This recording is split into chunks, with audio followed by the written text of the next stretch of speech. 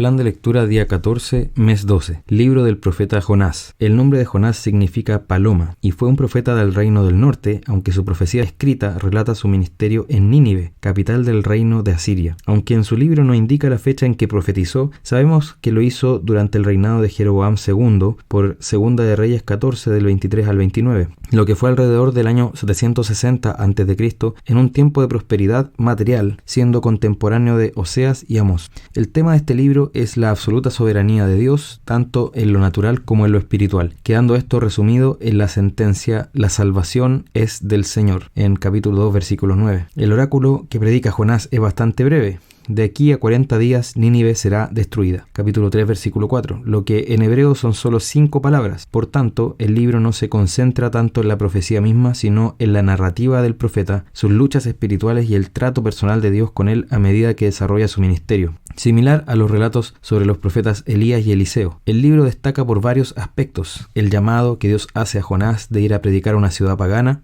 lo que es muy inusual; la negativa del profeta a seguir las órdenes del Señor, lo que también es poco visto en las Escrituras; y elementos sobrenaturales como el gran pez que se traga a Jonás, a lo que el profeta sobrevive de forma extraordinaria. Un aspecto muy relevante es que Jonás, a través de su experiencia con el pez, anticipa de forma simbólica la muerte y sepultura de Jesús, según el mismo Señor explicó en Mateo 12 del 39 al 40. Por lo mismo, se debe sostener que lo relatado en Jonás es un hecho histórico, ya que nuestro Señor lo trató de esa manera.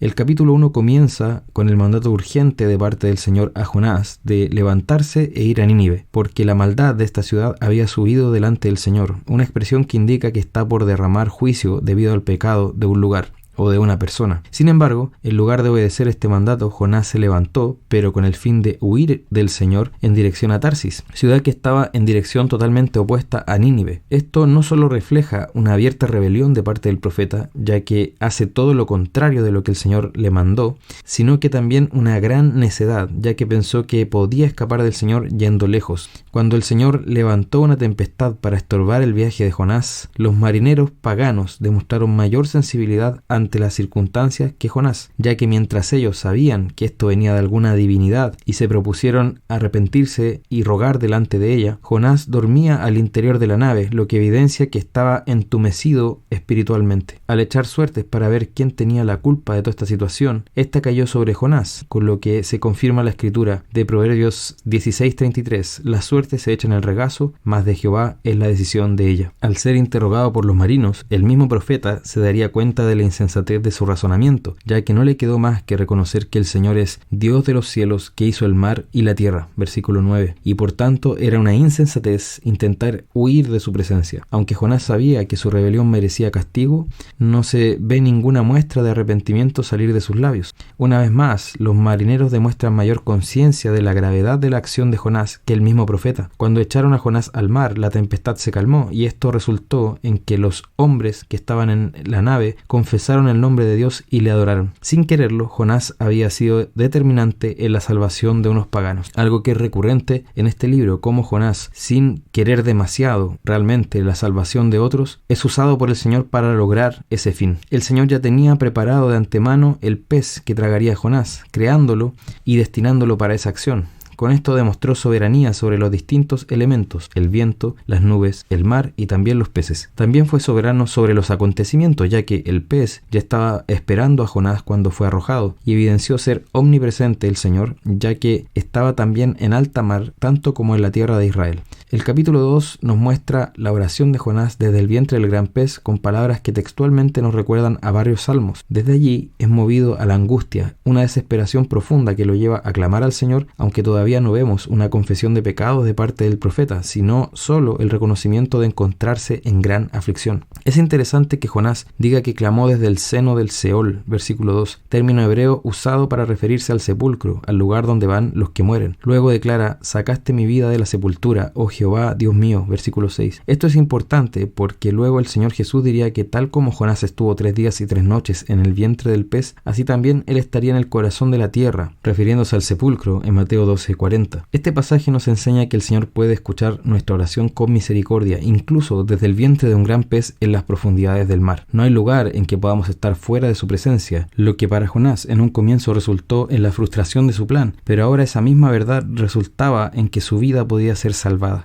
Así es como pudo decir en el versículo 7: cuando mi alma desfallecía en mí, me acordé de Jehová y mi oración llegó a ti en tu santo templo. Por eso es que puede concluir que la salvación es de Jehová, versículo 9. Si algún pecador ha de ser salvo en cualquier situación, lugar y circunstancia, es porque Dios así lo quiso y lo hizo posible. Él merece toda honra, gloria y alabanza en nuestra salvación. Así es como el Señor mandó el pez y éste vomitó al profeta en tierra. En el capítulo 3 vemos al Señor nuevamente mandando a Jonás a predicar en Nínive, y esta vez el profeta obedece y predica la destrucción de la ciudad. El hecho de que el Señor pone un plazo de 40 días nos muestra que buscaba el arrepentimiento de esta ciudad, ya que de otra manera la habría destruido inmediatamente como lo hizo con Sodoma y Gomorra. Los ninivitas creyeron la seriedad de este anuncio e hicieron obras de arrepentimiento, proclamando ayuno y afligiéndose con el silicio, que era una vestimenta áspera e incómoda, para enfocarse en el lamento por sus propias rebeliones ante Dios. Desde el rey hasta los animales se lamentaron para convertirse de sus malos caminos a Dios. El Señor, al ver su arrepentimiento, se compadeció y no derramó el juicio proclamado sobre ellos. Esto también nos muestra que Dios no hace acepción de personas y demuestra su misericordia ante el verdadero arrepentimiento.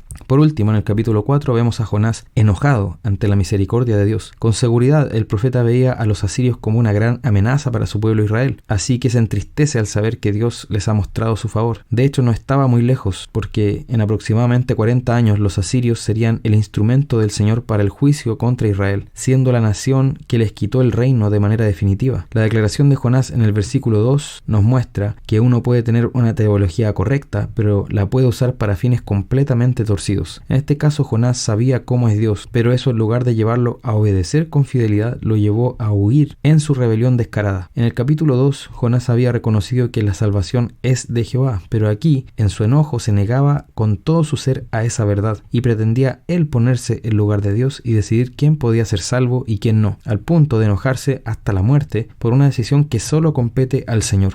Tal como el hijo mayor en la parábola del hijo pródigo, no se veía como indigno de la salvación, y en su celo nacionalista pensaba que los asirios eran peores que él, tanto así que debían estar fuera de toda misericordia de Dios. Ante esto el Señor responde con paciencia y compasión, dando una ilustración al profeta a través de una planta llamada calabacera. Esta planta había sido preparada por Dios, tal como primero preparó el pez, en esta ocasión para crecer sobrenaturalmente y dar sombra a Jonás a las afueras de Nínive. Jonás estaba feliz con esta planta, pero el Señor preparó también gusanos que la comieron y arruinaron, y preparó también un viento solano que hirió la cabeza de Jonás. Ante esto Jonás nuevamente se enojó, pero el Señor quería demostrar al profeta que él se había alegrado y tenía buenos deseos hacia una planta que ni siquiera él plantó ni hizo crecer. Por tanto, una ciudad llena de personas sí que merecía que el Señor les mostrara su misericordia y compasión. Así, el libro de Jonás trata aspectos de gran relevancia teológica: la gracia soberana de Dios hacia el hombre, incluyendo a los que se encuentran en completa oscuridad, y la aceptación que Dios hace del arrepentimiento genuino que se da en respuesta a esa gracia. También vemos que la inclusión de los gentiles en el reino estaba profetizada desde el Antiguo Testamento, y queda clara la soberanía de Dios en la salvación, ya que tenemos a Noé, quien predicó con convicción, pero no vio conversiones más allá de su familia.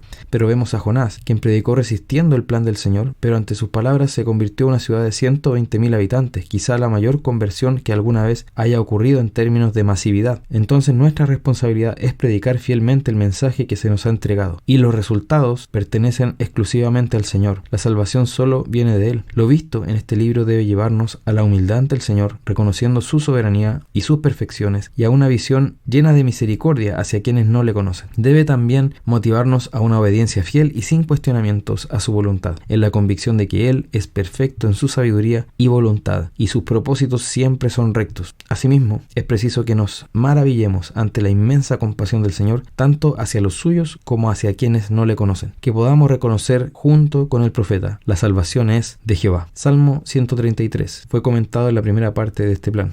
Proverbios 29. En el versículo 26 vemos que el Señor obra también a través de las decisiones que toman los gobernantes, incluso aunque ellos no saben de esto ni reconocen al Señor muchas veces. Esto podemos verlo en la Escritura respecto a autoridades como Faraón, Nabucodonosor, Darío, etc. Por tanto, más allá de buscar el favor de los gobernantes, debemos buscar al Señor, quien tiene el corazón de todos en sus manos, como dice Proverbios 21, versículo 1, y que es soberano sobre los reinos de la tierra. En el versículo 27 vemos la tensión que se anuncia desde Génesis 3:15, es decir, el conflicto espiritual entre los hijos de la mujer, que son el pueblo de Dios, y los hijos de la serpiente, que son los incrédulos. Desde luego, los creyentes no están llamados a perseguir ni agredir a los no creyentes, pero sí aborrecerán los caminos de ellos, sabiendo que son una rebelión abierta ante el Señor. Por otro lado, los incrédulos sí persiguen, acosan y agreden a los hijos de Dios, por lo cual serán juzgados por él. Apocalipsis 5 continúa la visión celestial de Juan, donde ahora se concentra en un libro o rollo que tiene aquel que está sentado en el trono y que contiene su juicio y su salvación. El hecho de que esté sellado significa que su contenido es extremadamente solemne, es secreto y no puede ser conocido ni alterado. Solo quien es digno puede abrir ese rollo y dar a conocer su contenido, lo que en este caso también implica que comienza a cumplirse lo que está escrito en él. A pesar de la santidad de los ángeles, arcángeles, querubines y serafines, no se encontró a nadie digno de abrir el rollo en el cielo ni en la tierra.